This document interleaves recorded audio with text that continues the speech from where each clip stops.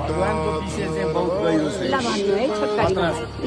अब यो तल हेतुर चराउने जुन गाई आफू देखिनको लागि यहाँ ल्याएर राखेर यहाँ केही दिनसम्म राखेर तल हराएको बनाएर अनि त्यतिखेरको भगवान देखिनु बेलाको गोठालो एउटा बासु नाम गरेको तामाङ रहेछ नि यीद्वारा देखिनु पर्यो भनेर सपनामा जोगीको रूप बनेर भनिदिनु भएको छ। यो भिर त पहिल्यैदेखि छँदै थियो। भिरमाथि महादेव भगवान ध्यानमग्नले बस्नु भएको छ। त्यहाँ तिमीहरूको गाई गएर दुध चाडाएर बसिरहेको छ, हराएको छैन, अन्यथा नमान। यहाँका वास्तविक कुराको प्रचार गर, पूजा चलाउने माध्यम गराओ। यति गर्यो भने तिमीहरूको गाई पनि जुन ठाउँबाट हराएको छ त्यही ठाउँमा आइपुग्छ र जो मनुष्य आएर यहाँ भावपूर्ण तरिकाले भगवानको ध्यान चिन्तन पूजा मनन गर्छन् भने जे चितार आउँछन् त्यही फल पाउने छन्। यही कुराको प्रचार गर भनेर सपनामा भनिदिनु भएछ त्यो गोठालो तामाङलाई। अनि भनेपछि त अब गाई हराएको छ त अब खोज्न आउनु पर्यो नि त। अब खोज्न आउने क्रममा अब माथि भिरमाथि महादेव छ भनेपछि त आउनु खोज्यो। अब बाटो छैन, कहाँ आउने?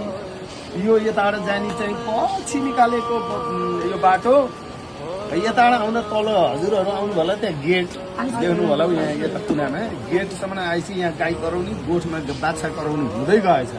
भएपछि अनि यहाँबाट चढ्दै आएपछि अनि भगवानलाई गाईले चढाएका दुधका धारा यहाँ खसालेर चुयाएर तल गणेश मन्दिर भन्दा माथिबाटको ढुङ्गाको चेप अन्तरबाट यहाँ दुधका धारा खसालेर त्यसको आधारले खोज्दै जाँदा यो कुर्सीमलको रुखको जरा चाहिँ यसरी लहरा बनेर आउँछ।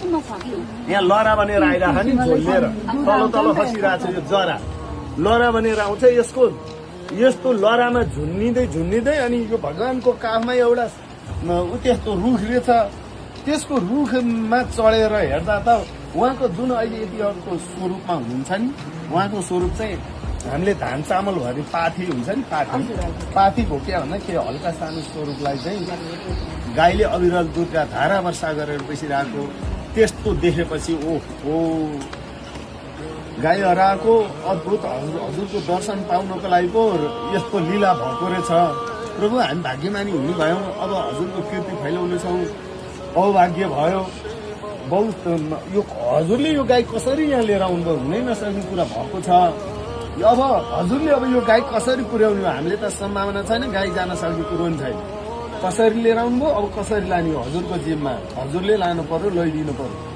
प्रभु हामी भाग्यमानी छौँ, हजुरको कीर्ति फैलाउनेछौँ, पूजा चलाउनेछौँ, मेला लगाउनेछौँ भनेर आफ्नो ध्यान र आफ्नो जातित्व अनुसारको भाषाद्वारा भगवानलाई उपासना गरेको भोलिपल्ट यहाँ दुध चढाउने दुनु गाई त त्यो खेतको जुन